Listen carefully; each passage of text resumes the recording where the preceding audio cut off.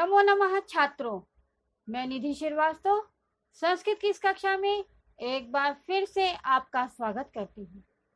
छात्रों, पूर्व कक्षा में हम इसका प्रथम भाग पढ़ा चुके हैं और हम आपको बता चुके हैं कि नीति नवनीतम का तात्पर्य क्या है। नीति नवनीतम यानी मॉरल एजुकेशन से भरी हुई कविताएं या श्लोक हैं। इसके यहाँ पर श्लोक के माध्यम से आपको मॉरल एजुकेशन दी जा रही है। और छात्रों, यह पाठ मनुस्मृति के कुछ श्लोकों से लिया गया है जो कि सदाचार यानी अच्छे व्यवहार की दृष्टि से बहुत ही जरूरी है हमारे लाइफ में। यहाँ पर हमको माता पिता गुरुजनों आदि से लेकर अपनी अंतरात्मा को आनंदित करने वाले कार्य करने वाले श्लोकों तक के बारे में इस लेसन में बताया गया है। तो छात्रों, आप ध्यान से देखिए एक एक श्लोक को। पिछली कक्षा में हम 2 श्लोक पढ़ा चुके हैं, अभी हम आगे के श्लोकों को अध्ययन करेंगे। तो आइए देखते हैं छात्रों, क्लास 8 संस्कृत 10वां पाठा नीति नवनीतम का द्वितीय भागा। श्लोक नंबर 3। तयोर नित्यम प्रियम कुर्यादाचार्यस्य च सर्वदा तेष्वेव त्रिषु तिष्ठेषु तपः सर्वम समाप्यते। छात्रों, क्या बोल रहा है? श्लोक बोल रहा है कि तयोर नित्यम, इसका अन्वय करेंगे हम लोग। तयो नित्यम प्रियम कुर्यात, कुर्यादाचार्य से है तो वहां पे जब संधि करते हैं तो कुर्यात प्लस आचार्य हो जाता है।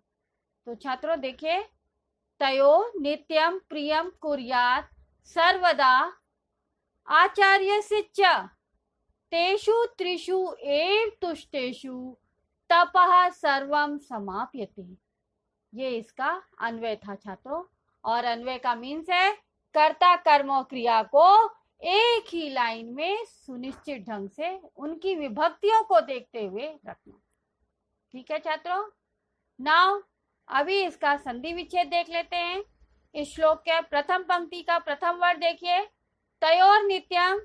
तयो प्लस नित्यम, रा को विसर्ग हो गया, ठीक है, तोड़ने पर।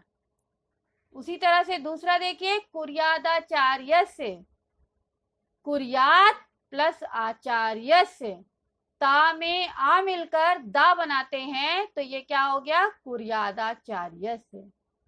नाउ नेक्स्ट वन देखिए, तेष्वेव, तेषु प्लस एव, उ प्लस ए मिलकर वा बनाए। कौन सी संधि छात्रों? यण संधि। उ प्लस ए मिलकर वा बना दिए और वा में ए की मात्रा लगी तो क्या हो गया छात्रों? ए हो गया। तो आपको ये संधि अच्छे से समझ में आ गई है। आइए अब हम लोग श्लोक का अर्थ देखते हैं। शाब्दिक अर्थ पहले देखेंगे, फिर सरलार्थ देखेंगे। तो शाब्दिक अर्थ देखते हैं। तयो यानी उन दोनों, प्रियम यानी प्रिय लगने वाला, नित्यम यानी डेली रोज प्रतिदिन, कुर्यात यानी करना चाहिए, ठीक है, सर्वदा यानी हमेशा, आचार्यस यानी आचार्य का या के, चा यानी और, तेषु यानी उन दोनों की या उन तीनों की, तपः त्रिषु, त्रिषु यानी 3, एव यानी ही, तुष्टेषु यानी संतुष्ट होते हैं, तपः यानी तपस्या, सर्वम यानी सभी, समाप्यते यानी समाप्त होते हैं या सार्थक होते हैं या सिद्ध होते हैं। सारे अर्थ इसका मतलब होता है। ठीक है छात्रों। तो अभी आप इसका अर्थ देख लीजिए कि तयो नित्यम प्रियम कुर्यात यानी उन दोनों, तयो यानी उन दोनों, उन दोनों कौन? माता पिता का, नित्यम प्रियम कुर्यात यानी रोज दोनों माता पिता का क्या करना चाहिए हमको? जो उनको अच्छा लगे वही कार्य हमको करना चाहिए। तो उन दोनों को प्रिय लगने वाले कार्यों को हमको करना चाहिए सर्वदा। आचार्य शिक्षा, सर्वदा आचार्य शिक्षा और हमेशा या हम सदा, प्रतिदिन आचार्य का भी हमको क्या करना चाहिए, प्रिय कार्य करना चाहिए। ठीक है, तो जो आचार्य को प्रिय लगे, जो हमारे गुरुजन को प्रिय लगे, वही कार्य हमको करना चाहिए। तो आगे वो क्या कर रहे हैं, अभी 2 और 1 3 हो गए। क्यों? क्योंकि माता पिता और गुरु 3। ठीक है छात्रों, तो आइए देखते हैं आगे की पंक्ति। तेषु त्रिषु एव तुष्टेषु तपः सर्वं समाप्यते। तो उन तीनों, तेषु यानी उन तीनों, त्रिषु यानी तीनों, तो उन तीनों के ही, एव यानी ही, तुष्टेषु यानी संतुष्ट होने पर, तपः यानी तपस्या या सारी तपस्या, सर्वम तपस्या बोल रहा है, तो सारी तपस्या, समाप्यते यानी सिद्ध होती है, या कार्य पूरे होते हैं या समाप्त होते हैं। ठीक है, तो वो क्या कह रहा है छात्रों, वो ये कह रहा है कि उन दोनों माता और पिता का सदैव हमें भला करना चाहिए या उनके प्रिय लगने वाला कार्य करना चाहिए। आचार्य गुरुजन का भी हमेशा प्रिय करना चाहिए, और इन तीनों के ही संतुष्ट होने पर हमारे सारे तप समाप्त हो जाते हैं या सार्थक हो जाते हैं या पूरे हो जाते हैं। मतलब तप का मतलब हमारी तपस्या या हमारे कार्य, जो हमारा जीवन है उसमें जो कार्य हैं वो सारे इन तीनों के संतुष्ट होने पर ही समाप्त हो जाते हैं। ठीक है छात्रों, समझ में आ गया आपको अच्छी तरह से। नाउ नेक्स्ट श्लोक देखिए, श्लोक नंबर 4। सर्वं परवशम दुखम सर्वमात्म वशम सुखम एतद्विद्यात् समासेन लक्षणम सुख दुखियो। क्या बोल रहे हैं, सर्वम परवशम दुखम सर्वमात्म वशम सुखम। तो अन्वय देखिए, परवशम सर्वम दुखम आत्मवशम सर्वम सुखम समासेन सुख दुखियो एतत् लक्षणम विद्यात्। ठीक है छात्रों, समझ में आ गया आपको अच्छी तरह से।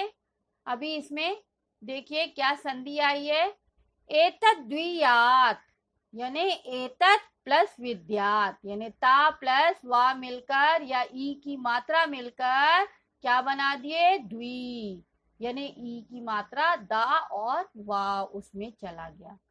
ठीक है, दूसरा देखिए, सर्वमात्म वशम यानी सर्वम प्लस आत्म वशम, माँ में आधा है उसमें स्वर मिला तो माँ पूरा हो गया छात्रों। तो आइए देखते हैं अब इसका हम शाब्दिक अर्थ। अन्वय की दृष्टि से हमको देखना है। मालूम है आपको कि अन्वय का मतलब है कर्ता कर्म और क्रिया को उनके सुनिश्चित ढंग से नियोजन करना। तो देखिए, परवशम यानी दूसरों के अधीन या दूसरों के वश में, सर्वम यानी सब कुछ या सारा, दुखम यानी दुख, आत्मवशम यानी अपने वश में, सर्वम यानी सारा, सुखम यानी सुख। तो वो क्या कह रहा है छात्रों कि परवशम सर्वम दुखम यानी दूसरों के वश में रहने से सारा दुख ही होता है। मतलब हम किसी के पराधीन होते हैं या किसी के अंडर में जब काम करते हैं तो हमको हमेशा दुख ही प्राप्त होता है। आत्मवशम सर्वम सुखम, और अपने वश में सब कुछ सुखी होता है।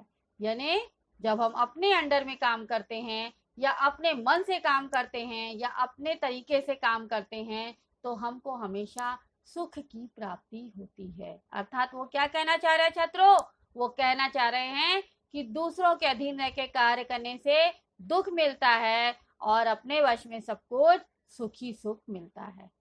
समासेन सुख दुखियो एतत् लक्षणम विद्यात्। समासेन यानी संक्षेप में, सुख दुखियो यानी सुख और दुख का, एतत् यानी यही, लक्षणम यानी लक्षण या चिन्ह या पहचान, विद्यात् यानी जानना चाहिए।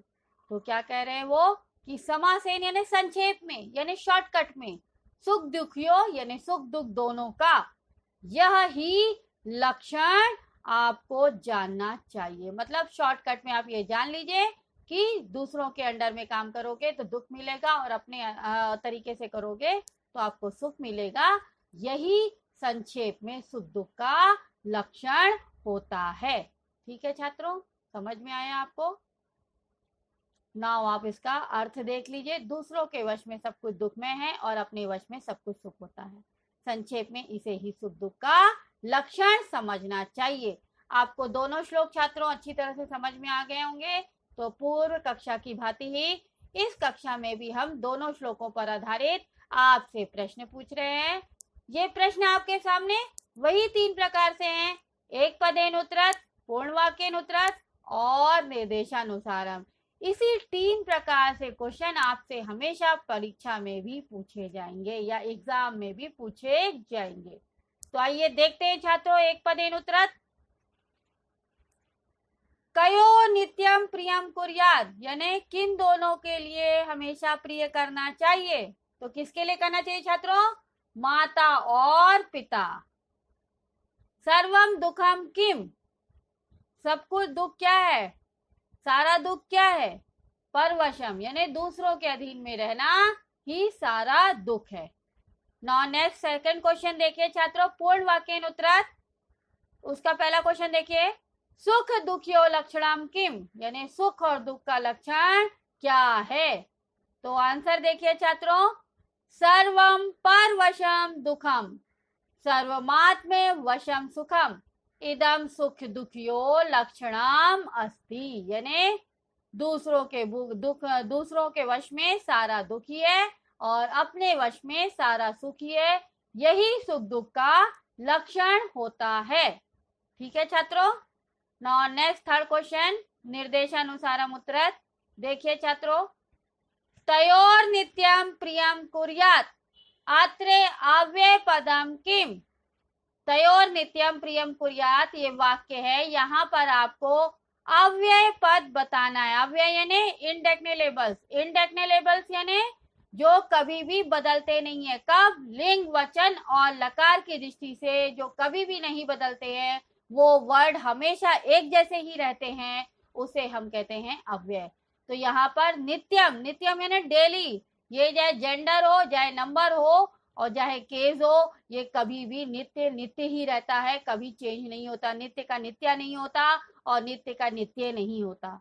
ठीक है, तो इसलिए यहाँ पर नित्यम वर्ड जो है वो क्या है? अव्यय पद है। इसलिए यहाँ पर कहा गया नित्यमिति पदे अव्यय पदम अस्ति। तो छात्रों, आपको ये दोनों श्लोक अच्छी तरह से समझ में आ गए होंगे। आपको दोनों श्लोकों में आज हमने ये पढ़ाया कि माता पिता और गुरु की सेवा करने से हमको हमेशा हमारे सारे कार्य पूरे होते हैं और वो संतुष्ट हो गए तो हम संतुष्ट हो गए।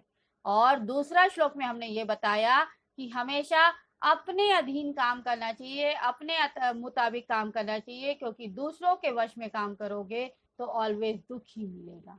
ठीक है छात्रों, तो आपको ये दोनों श्लोक अच्छी तरह से समझ में आ गए होंगे।